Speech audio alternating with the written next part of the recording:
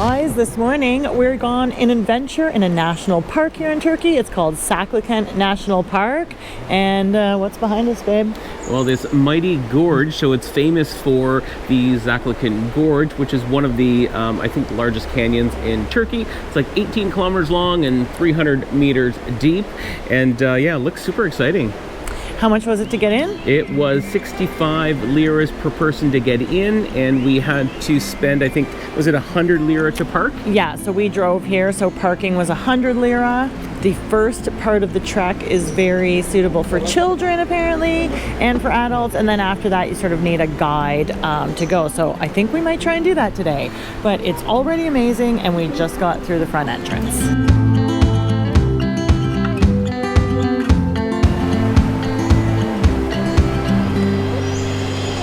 So people come here just to hike like we're sort of doing right now. You can actually canoe somewhere, not quite sure where. And the other cool thing, which we're most likely going to do today, is river trekking. And that's where Jan mentioned earlier that we're going to need to hire a guide because they know where to trek in the river and all that kind of stuff. And the water is supposed to be really, really cold. It comes from an underground spring somewhere. So even in the middle of the summer, the water is really, really cold. Like feet numbingly cold, apparently. And I believe before April, like now, we should be about done because we're here the end of March. It is more rushing water because the snow is melting at the top of the mountain, and that is adding to the river's flow. Yeah. But that should be almost over now, they said. Yeah, but the cold water, no big deal. We're Canadian.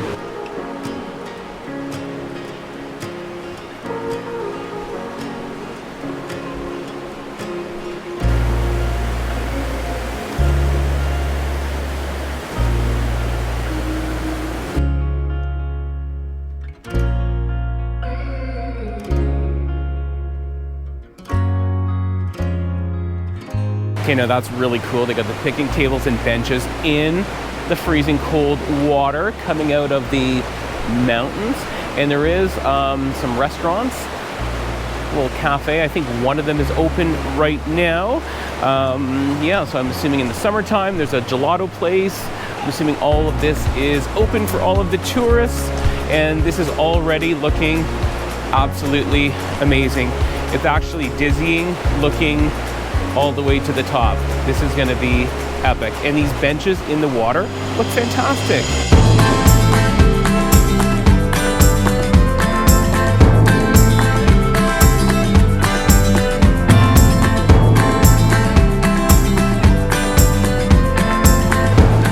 Okay, so it's not very far that you can actually walk until we hit this sign that says that we are forbidden to enter. Now, we did get a tip from some friends that we met in Fethiye that they said they just hung around here and there were guides, so you can go in with a guide, and it's better because they know where the shallow crossings are and they can make your experience better. I'm just not seeing anybody hanging around who maybe wants to take people on a little adventure. So we're gonna sort of just mull about here and hope that someone comes and wants to offer to take us for a trek.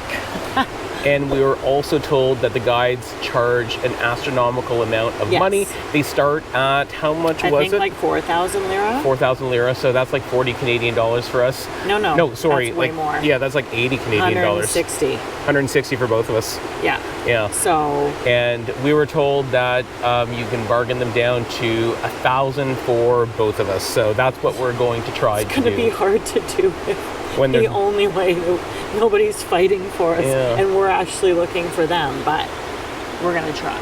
All right, let's go find a guide.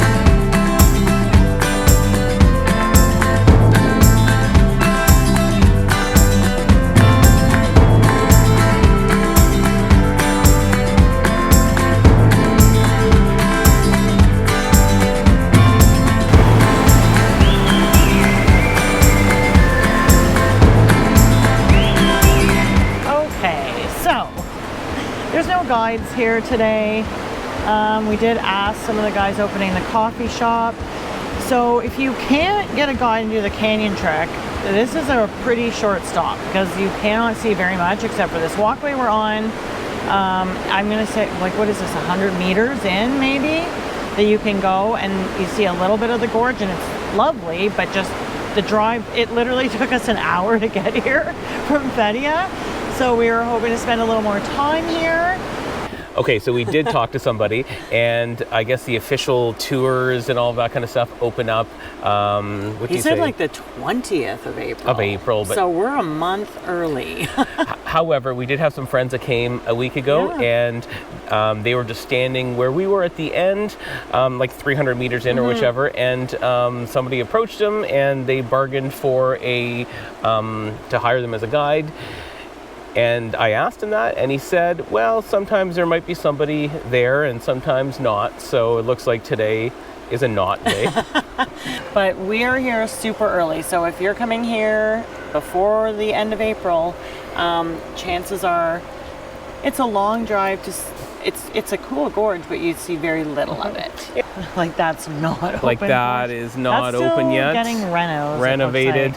And then over there, there's a restaurant that is open. Definitely looks like a cool place in the summer. It'll be super busy, but worth coming. So for sure, we're gonna do a change of plans, and I think we're gonna go hit that beautiful maybe beach. We were told that if you're in Fethiye, you cannot miss. Is it Oludeniz? Oludeniz Beach. It's supposed to be spectacular. So we've got a little bit of a drive, so I think we'll drive to the beach. Absolutely, let's do it.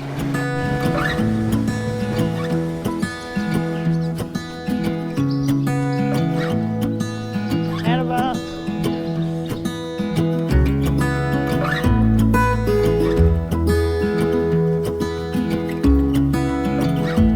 All right, so we just left Saklikent National Park, and we were going to head to a beach, which we still will. However, we saw this sign for a cool waterfall, and it's called Gizlikent Waterfall. So it's not too far. I think it's... Oh, it was like 5 minutes down the road. We were just like, oh, sidetrack. Yeah, and like a 300-meter, I think, walk through the water to get to the waterfall. So. And they're not even really open right now. So the guy said free entry because... it's not even open season yet. Yep. We were offered a zip line, we were offered rafting and there's buggy tours or something as well. So there is some things to do here. So anyway, it's free for us. We're going to take the walk down and see what the waterfalls are about.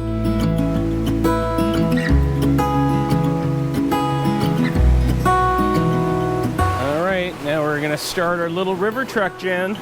Yeah, this is our river trek today.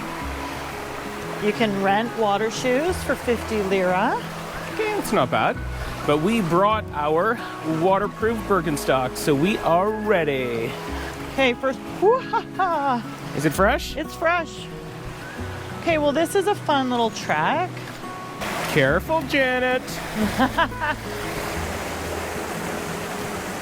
Okay, we got a little sketchy makeshift bridge. Oh, I'm sure it's fine. Okay, this is a very fun little walk. I like this. It really is. And no one else is here.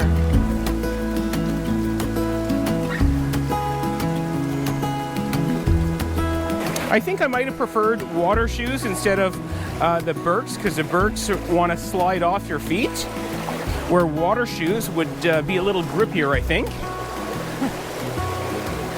All right. We just need Crocs with the safety strap. A safety strap, that's right.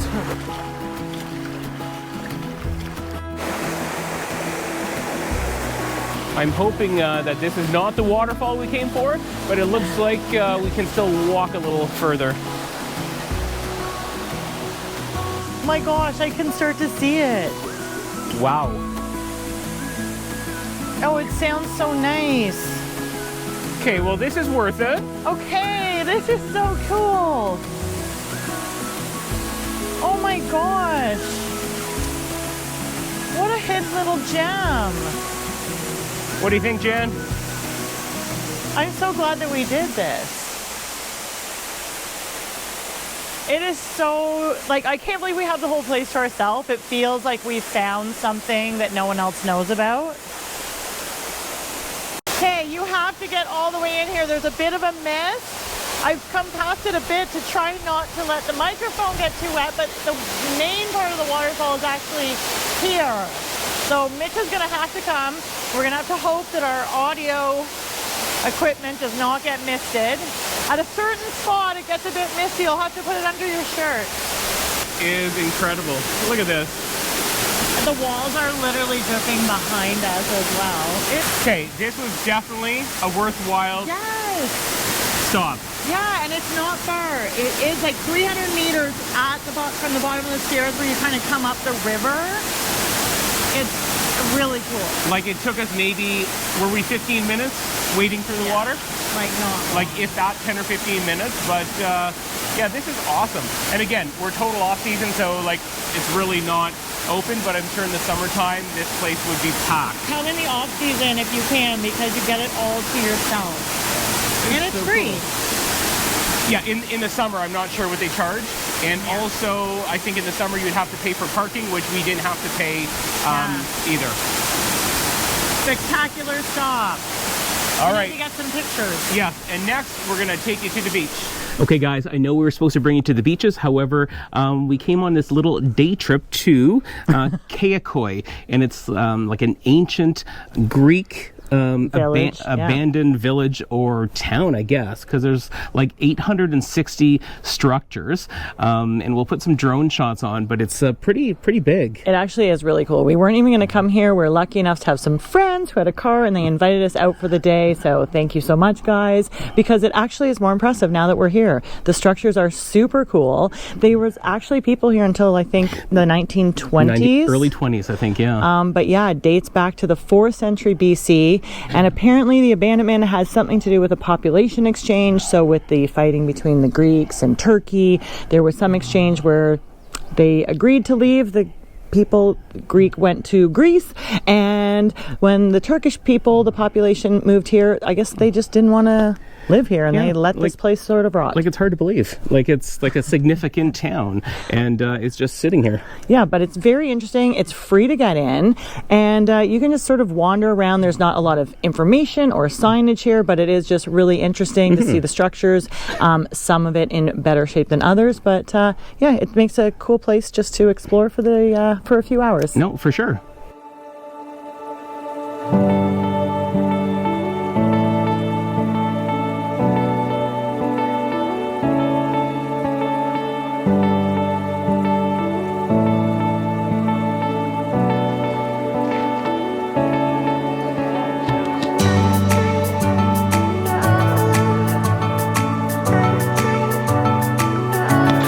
We've been walking around for a couple of hours, and this place is actually way cooler than I expected.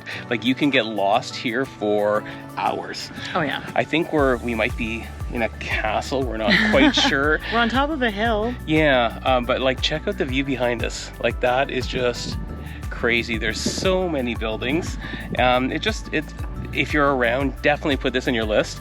We weren't gonna come, and I'm glad we did.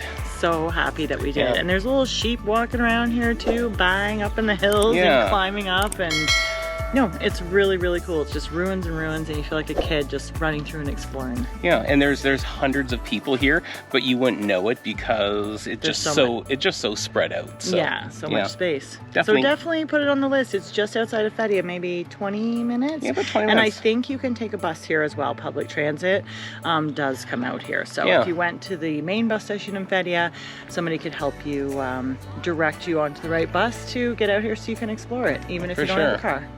Really cool. All right, now on to the beach. We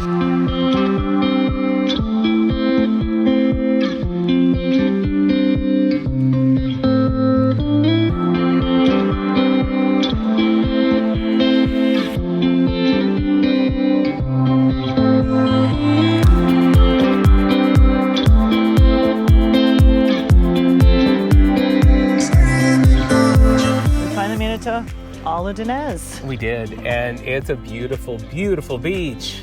Yeah, this has got a completely different vibe than Fethiye and even Chalice Beach, where we are staying. This place is known, and now we can see why, for a super long sandy beach, beautiful turquoise waters, and super calm. Yeah. Like swimming, if you want a beach day, definitely take the trip here if you're staying in Fethiye. You can get public transit. I think there's buses that come here. You can also grab a taxi. It's only about 17 kilometers, I think, from the marina area in Fethiye, so you are sort of over the mountain. It's also known here for its Blue Lagoon. I think it's called Blue. It's definitely a lagoon. Yep, Blue Lagoon. So you can go down there as well. Now, again, we are in off season, so the shots you're seeing here is a super peaceful beach. I'm sure this place is rocking in the summer. Whew, like wall to wall, boats everywhere. And it's also known for its paragliding. Paragliding, yeah. Parasailing. We always mix that up. You know, people are jumping off the mountain with a parachute. So you can do that here as well if you like. Yeah, that's really popular. And I don't know if they stop for the day because we're around 5 o'clock, but we've been here for a couple hours and you constantly see 2, 3, 4 different, people doing it up in the air kind of thing. So, and I think this place in busy season, there's a whole bunch of different boat tours that take you out from the beach here to like, is it Butterfly Cove? Yeah. There's different spots that they take you to. Butterfly Valley or something. Butterfly Valley. Yeah, so definitely a lot you can do. And there's a lot of places to visit, trinkets to buy, restaurants. Again, we're near the end of March, so not a lot is open right now. And you can see all of the shop owners prepping and doing their renovations to get ready for busy season and all that kind of stuff. But I could see a lot to do here. But like Jan was saying, the beach is so expansive. There's some nice sand. It's a combination of sand and pebbles. And, plenty of room. Stretches all the way over to the lagoon over there. Just a very, very nice beach and a really nice vibe. We had a quick little lunch a little while ago at a beautiful beach bar.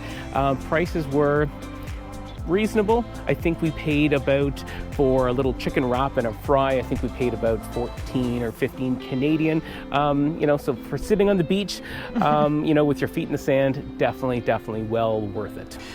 We did, again, probably something that couldn't be done in the high season. We just found a little side street, parked the car. They do have a parking lot right down here, but that does look, it was kind of expensive. It was $20. $20 Canadian to park your car. Like 500 lira to park down by the beach. Yeah. But yeah, just beautiful, calm, and of course, west facing, so the sunsets would be spectacular. For sure. So we hope you've enjoyed our little day trips from Fethiye. For sure. And if you did, give us a like, subscribe if you haven't. We still have a ton of adventures coming your way. We do. Till next time, cheers. Cheers and happy travels. Be free with me.